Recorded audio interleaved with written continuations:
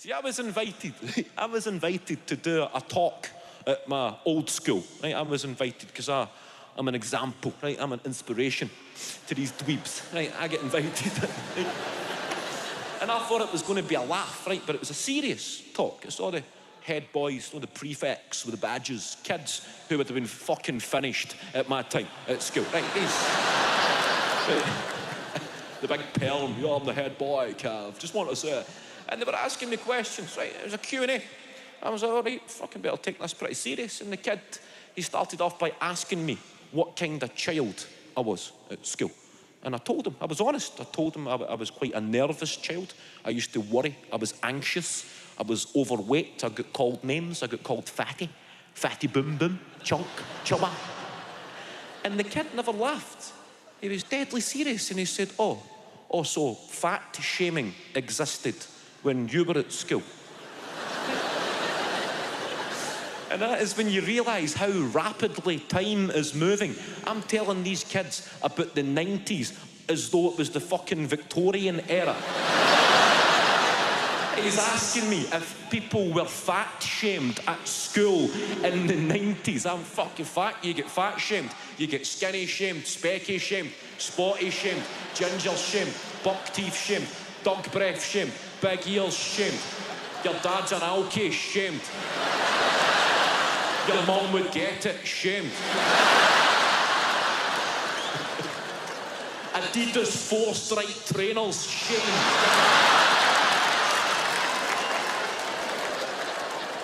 And you had to accept it, or you got canny take a shaming, shamed.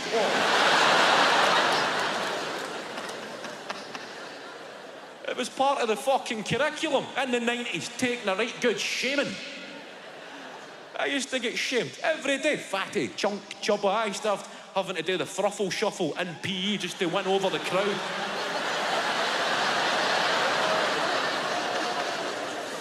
But there was always somebody fatter than me. I sought comfort in that. There was somebody even fatter than me at school who never, ever got called Fatty Boom Boom because they were so fucking fat. That anybody who mentioned it was committing a serious offence. Parents would be called to the school if you called this big fucking Eddie Stobart Fatty Boom Boom. This manatee was allowed to sit at the back of the classroom with nobody to comment, just big. Literally, the elephant in the room here was. Sitting in French, the teacher thinks he's mastered the accent. Mi petit déjeuner. Skill could be brutal, right? I was anxious. Right? I don't think I would be a comedian if I was not an anxious kid, because I would have passed my exams. Right? I remember forgetting how to spell the word who during an exam, because I get myself worked into such a frenzy about how much this exam was going to define my entire life. I'm writing this essay, I'm flying through it. He had wanted to know who, and I came to the word who, and who? Come on, Kev, fucking write who, man. Come on, who? How the fuck do you spell who? H. Is H in it? A W at the start is so far from your mind, right? Well, it's definitely not going to be a W at the start because it's who. It's no whoa.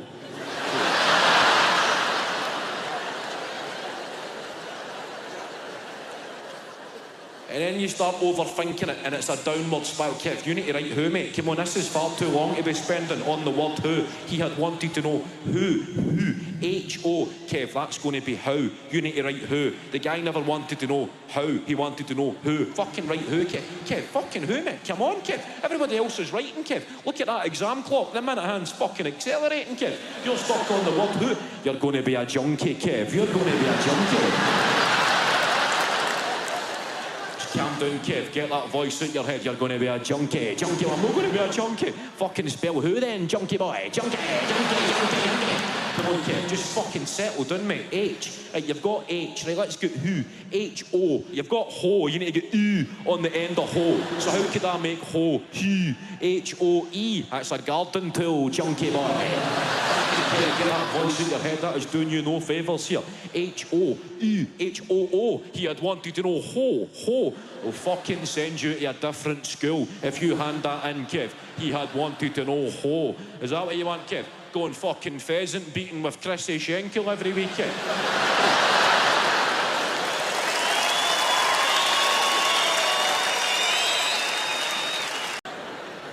And once you've realised your dad's an arsehole, you can kind of use it to your advantage. And I realised my dad was an arsehole in 1998. Right? 1998, you never had Sky Plus or Sky HD. It was just Sky. And you had, I'd say, 3 options. You could get it via a satellite dish, via a cable, or you knew a guy that could get you a box.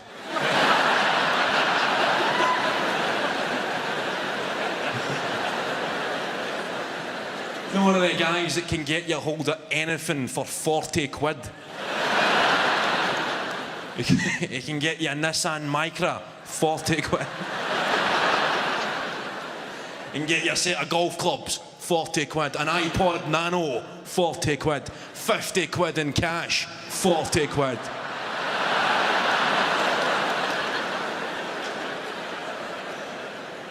Everybody's met a dodgy bastard, right? 40 quid. The satellite dish, that was a kind of working class option. No, satellite dish. You want a satellite dish. You want your neighbours to know you've got Sky TV. If you're paying £25 a month, you want your neighbours knowing that you're better than them. Now, we had Sky through a satellite dish, 1998. You could be watching Sky TV. Don't know if anyone remembers old school Sky. You could be watching Sky TV in the living room television, but you could also go upstairs to the bedroom TVs and watch Sky, but only with the person in the living room. Only what they were watching. I don't know the intrinsic technical explanation as to why that happened, but it just did. Saturday nights, me and my dad watching Match of the Day. It gets to the kind of shite games. And I say, right, I think I'm going to go to bed, Dad. Good night.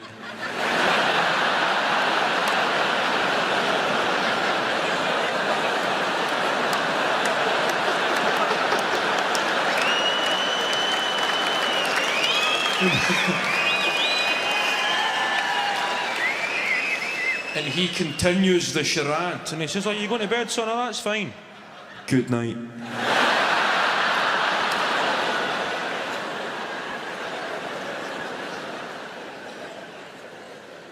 And there's that mutual father and son. We both know what the plan is here.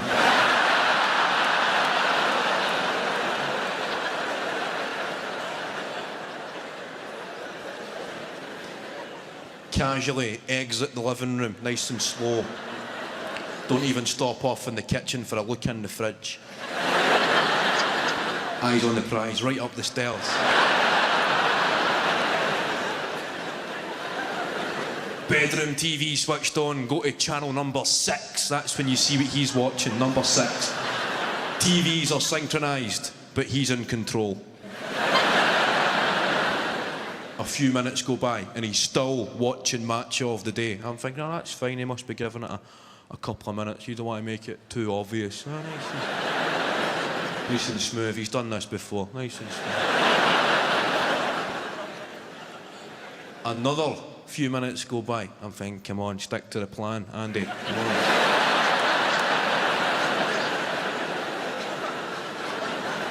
You're better than this, come on. Looking at the bottom right of the TV, waiting for the numbers to get typed in. The numbers that could make or break the evening's entertainment. Waiting for the numbers, go on, play your numbers, give me your numbers. 9, that's good. That's good.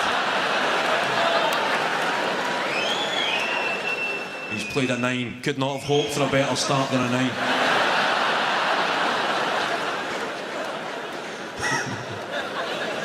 Zero, 5, the 10-minute Freeview jackpot.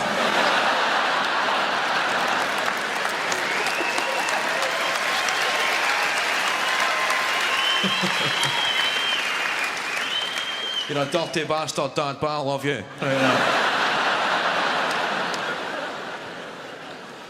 That was back in the day, back in the old days, when the late night TV was good. Remember Channel 5 would stick a porno on.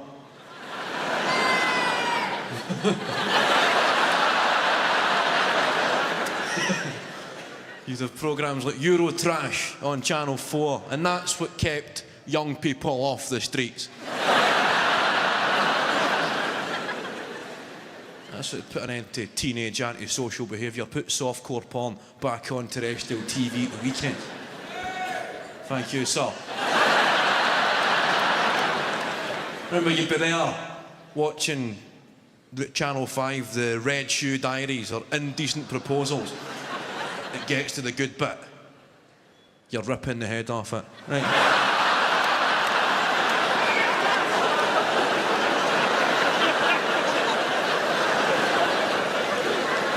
You get to the point of no return and they go to adverts.